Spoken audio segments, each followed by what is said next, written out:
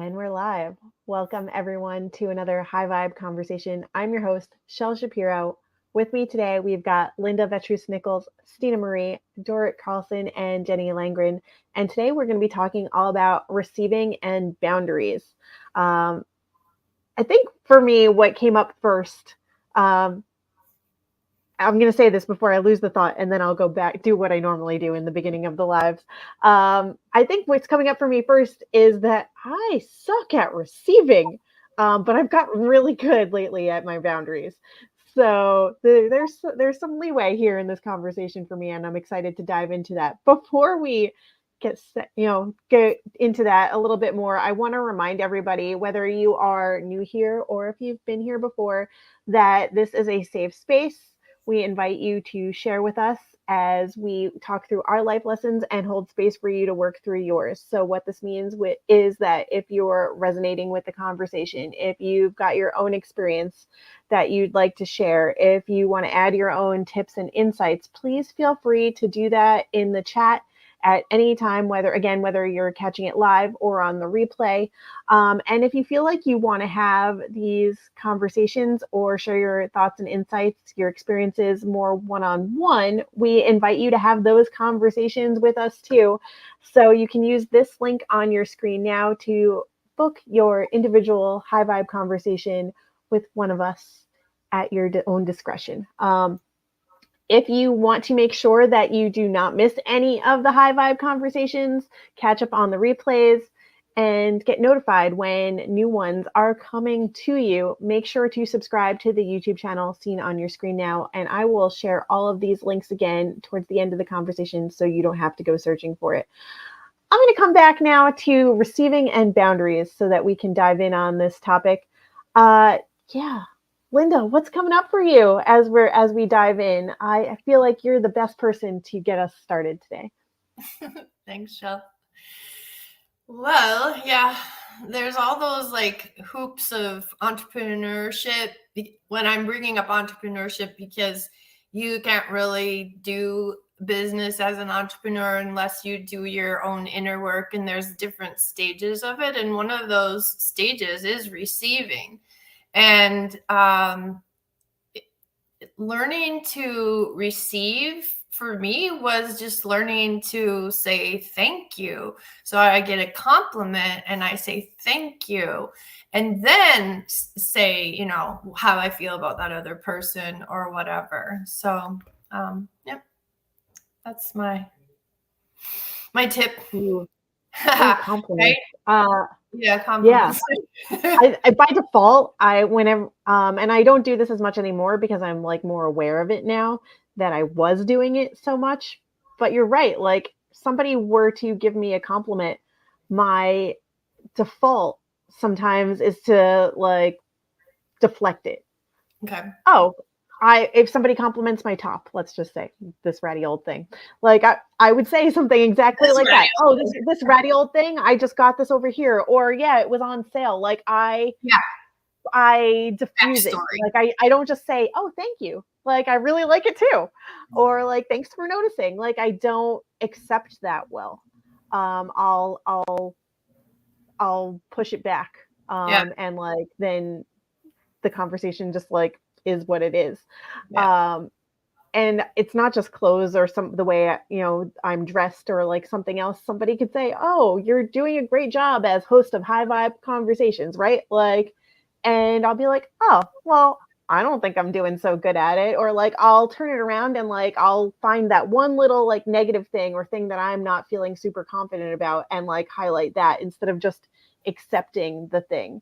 So being able to receive and just be like, thank you.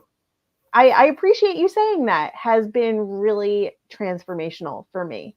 And that's also where boundaries come in, not just in terms of being able to receive, but boundaries for me is the other end of the compliment of like, I don't know if somebody's just giving me a compliment sometimes just to get me to do something for them. And that's the recovering people pleaser in me, thinking that. And so I'm sometimes on the fence of like, are you just saying that because you want me to do something for you? Or like, what's coming? Like, is a shoe going to drop somewhere? Or do you really mean this compliment that you're giving me? And so boundaries for me has been really powerful in that of like, yes, I can accept this compliment. Thank you. And I know that I don't have to attach myself to whatever it is you might say, or maybe that's just a lie that I'm telling myself and I don't need to do that no matter what. So like those tie in very, very nicely for me right now as I'm figuring those out. And because I've been working on my boundaries, the receiving has gotten easier. Oh, that's interesting too, right? Yeah. So thank you for reminding us and sharing your tip about saying thank you and being more open to receive. And my idea on boundaries, real quick, Shell, is that they're always there. You don't have to find them. It's really when you do that clarity work, like you're talking about. So that's when, knowing what it is that you don't want and getting things figured out for yourself of what different things might mean or whatever. So good. Yeah, absolutely.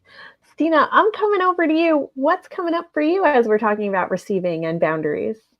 Oh, good. I won't have 5 pages of notes before you get to me. I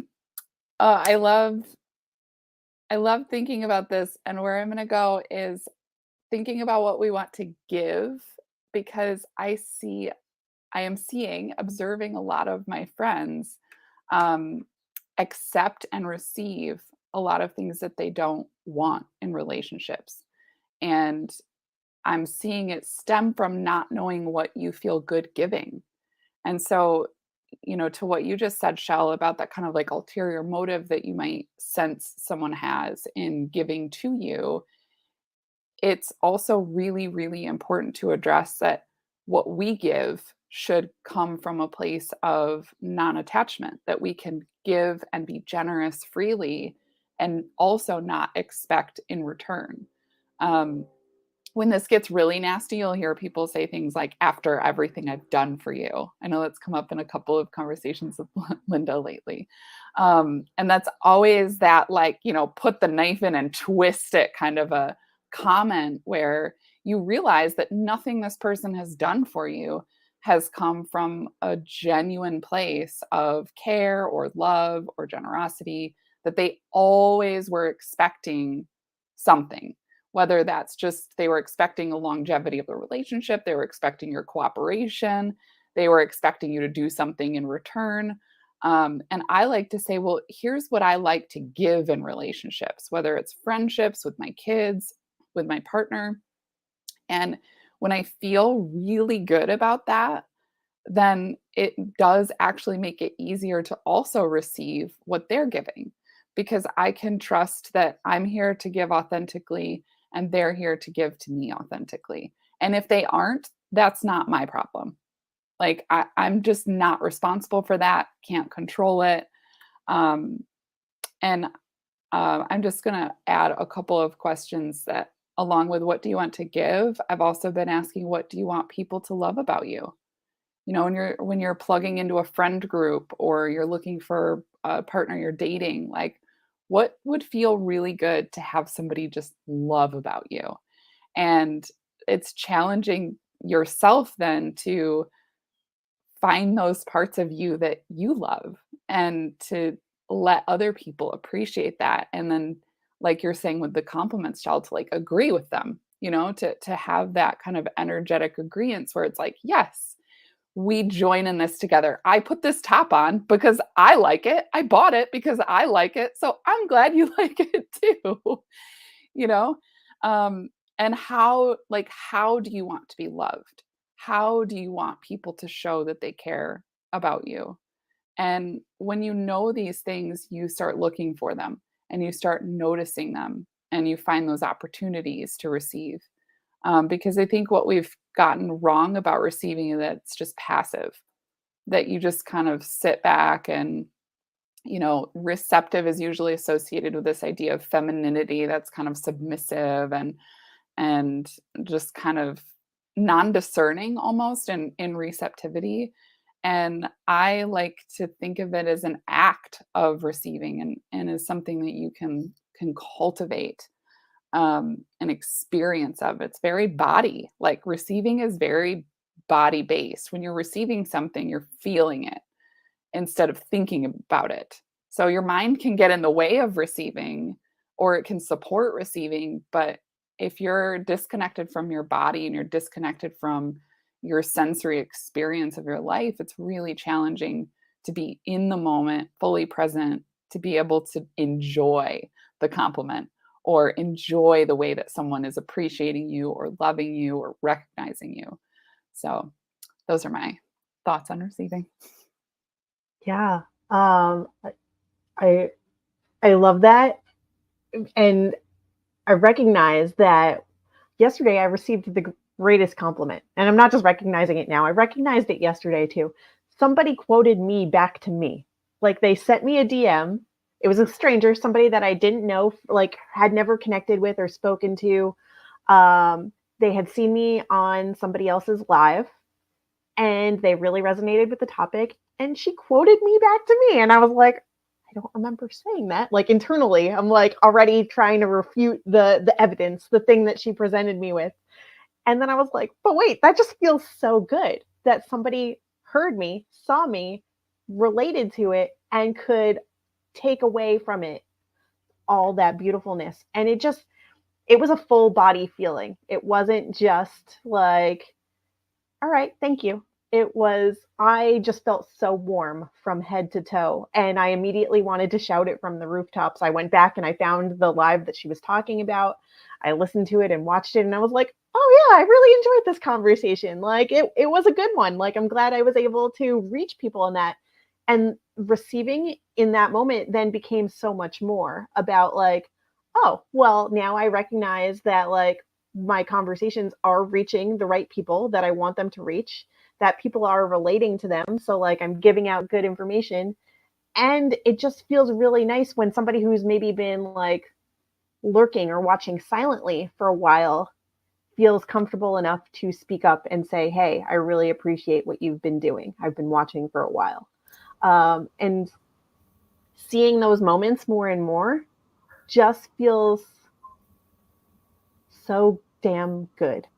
That I can receive that, but also that allows me then to continue giving in that way because it just creates this continuous loop for me of opportunity and expansion. You're really good at grabbing people's words and grabbing those precious nuggets. You did that with Mike Stevenson, and he went and put it on his profile, So, like, I don't know if you're in love with how good you are with it. That's a thing with you. So you're very good at that. Yeah. Thank you for telling me that. I can receive that. And what I hear from Steena too is like, how much self-love is there in that? Like, it just feels so good. It feels so good to recognize it, honor it, and then be able to that fills my cup to be able to continue doing what we do. So this is a real world example, everyone, of like me not being able to receive previously and like recognizing it, utilizing it, harnessing it for all different ways. Shall I want to add? I was thinking about how I also feel growing up, I was kind of subtly taught that asking for things diminishes the value of receiving it. If you have to ask someone to do something for you, I shouldn't have to ask you to do that. It should just be something you do. And I have found the opposite is and can be true. And I was thinking, if that's something that like so fills your cup, when you start an interview, a way that you could connect with the audience is saying, I absolutely love when people will send me little quotes, things that I've said that, sparked something for them, inspired them, encouraged them. So if you're listening and you hear something, I'd love to get a DM from you or a comment and read those because it really it fuels me and it keeps me going. And I just really appreciate that. And so like that's a way to ask for something that you notice like, oh, this felt so special. Um, I remember a couple weeks ago, I was just feeling really sorry for myself for no particular reason. It was like I couldn't decide what to make for dinner or whatever. I was real dramatic, and I'm laying on the couch, and Foy, my partner, comes and sits down with me, and I was like, I need a pity party. Like I just wanted a moment of, oh, you poor baby, I'm so sorry, pat my head, tell me it's going to be okay, kind of a thing. And he did it, and I was like, bless you. That was just exactly what I needed. So there is so much power in being able to articulate that and like invite people in, because people want to do that too. They're like, oh, if I enjoyed this, I'd love to, also give back, and they're receiving so much from you. So that's so cool, Steena, that you brought that up, because there's receive, and if you go to like this whole linear entrepreneurial development thing, like it usually starts with fear, and that ask comes after receive, which is super interesting. And I remember getting a book called Ask from coaches one time as Terry and I were developing in the coaching world. And I love that you were able to ask for what you needed in the moment that you needed it. So, yay. I'm coming down to Dorit now. Before I open that up to you and ask you what's coming up for you as we talk about receiving and boundaries, I'm also thinking about love languages, because as Steena was sharing, I was like, I have said before that I think one of my powerful love languages is words of affirmation. So yes, I would like to be able to ask for that more, and I will work on it. Dorit, I know you'll be able to add to this conversation beautifully. What's coming up for you? Thank you, Shell.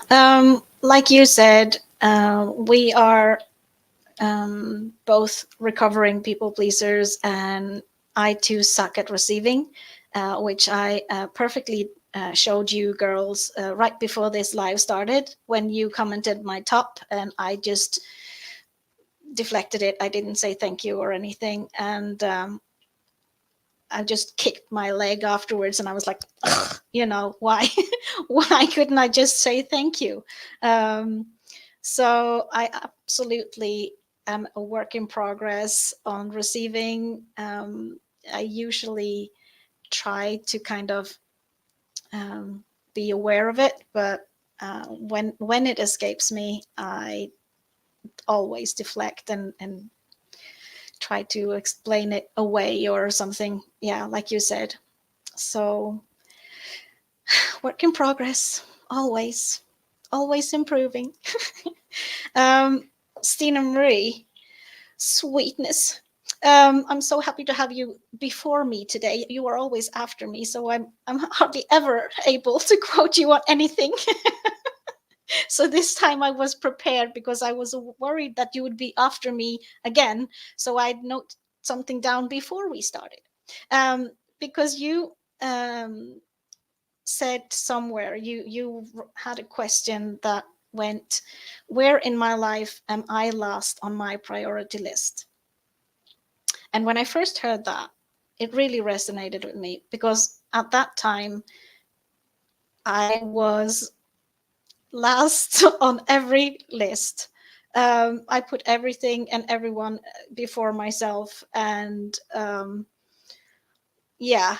just accepted whatever was left for me. So that really got me thinking, and I made a whole lot of changes after that.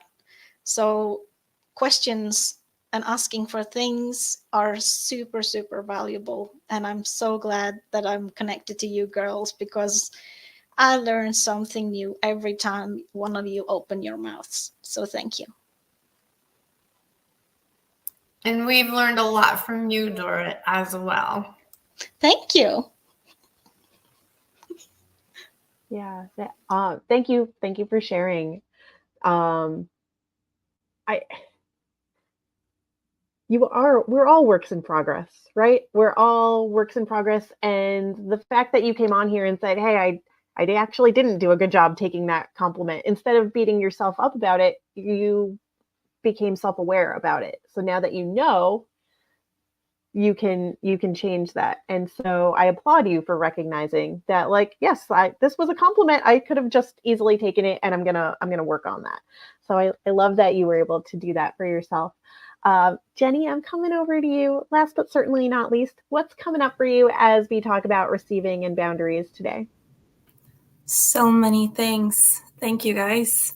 So Dorit, as you're sharing, I'm thinking of how this is how we grow, that we are always receiving or giving. It's like we take in the inspiration of other people, like you took in the inspiration of Steena, and we process that and then we breathe it out. It's like we exhale it like you just did, and people are watching and they're taking that in and creating something with it and sharing it and passing it forward. And it's this inhale and exhale that is just how we grow and how we function as a human race. And that's always inspired me and humbles me with clients as well, that I learn from them just as much as they learn from me. And I know we all share that experience. And another thing that came up is before I entered this call with you guys, I was treating my kids with snacks.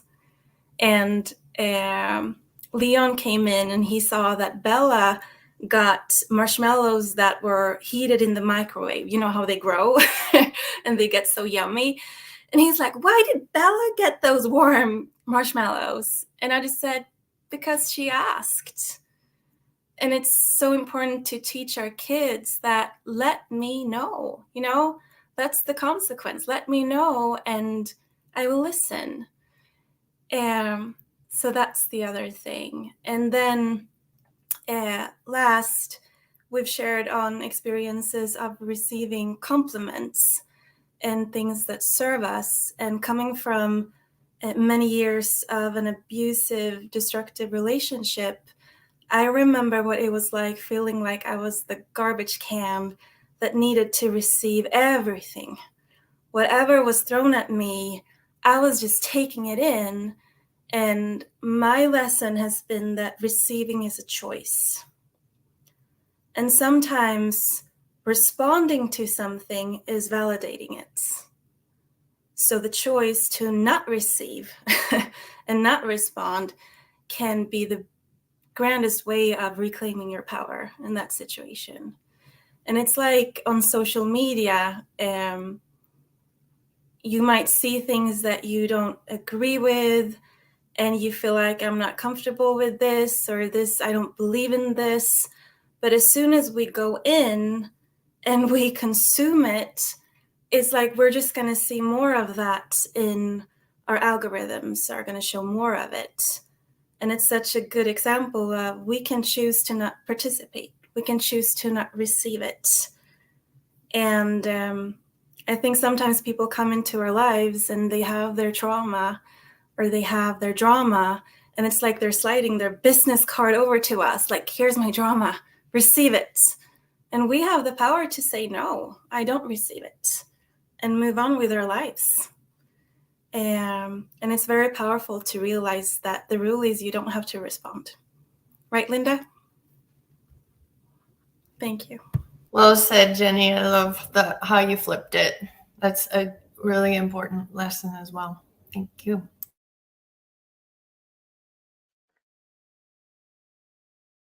You've kind of connected the dots in a lot of ways to the beginning of the conversation too. As you were talking about the breath, you reminded me that, like, we give as much as we receive, and it's a continuous cycle, right? So you've tied that beautifully, made me think of your book, begin with the breath, right? And then you were talking about having choice. And I know this is something that you and John Chapelier talk about often, and knowing where you end and another person begins. And I love that you've given yourself the choice to receive or not. You've You've given yourself the boundary of what you will and won't allow. And there's power in that. There's so much power in that, and there's so much energy in that. And you mentioned social media and how, like, if you give power and energy to something that you may not want to see or receive, but you do it anyway, then yes, the algorithm is going to keep showing you more and more of those things that you've given your power, your time, your energy to. And it's draining. That can be really, really like draining for you. But you then have the power, you have the choice to tell whatever social media platform you're on, LinkedIn, Instagram, anywhere else that you find yourself, that I no longer want to receive this information. You can tell LinkedIn and Instagram so easily, don't show me any more of this. I no longer want to follow this person. I don't want to see this type of content. And so yes, you may have allowed it and received it at one point, but you get to change that, and you get to teach the algorithm and that platform what you want to continue seeing more of, and what's better for you, what's best for you, what you do want to see. So yes, you can change it, and you get to and it's pretty easy to do that. So if you have questions on that, definitely let me know, because I'm your LinkedIn girl. But I love how you brought that all together so nicely, because it touches on different points wherever somebody is, whatever they're going through. We've all shared something that's relatable that other people now have a chance to respond and receive it if they would like to. So that brings me to circling back to the information that I always bring at the beginning and end of every conversation. A reminder that this is a safe space. And if you've resonated with anything that we've shared or spoken about in this conversation, we invite you to share with us in the DMs or in the chat attached to this conversation. If you want to do that more privately, you're encouraged and invited to do so. This is the link where you can schedule a high vibe conversation of your own with one of us here today. And if you want to get reminded, notified of upcoming conversations, or if you want to catch up on previous ones and see what conversations we've been having here, please make sure to subscribe to the YouTube channel on the screen now. Of course, we are here for you, so please connect with us on LinkedIn and other platforms.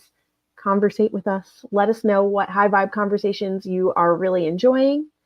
Slide into my DMs and let me know what parts of the conversation you really enjoyed, because I really like that. Thank you, Steena, for adding that to my lingo. I will practice that and do it more often, I promise. And we look forward to having more high vibe conversations with you. So be sure to come back for more. Until then, we'll say bye for now.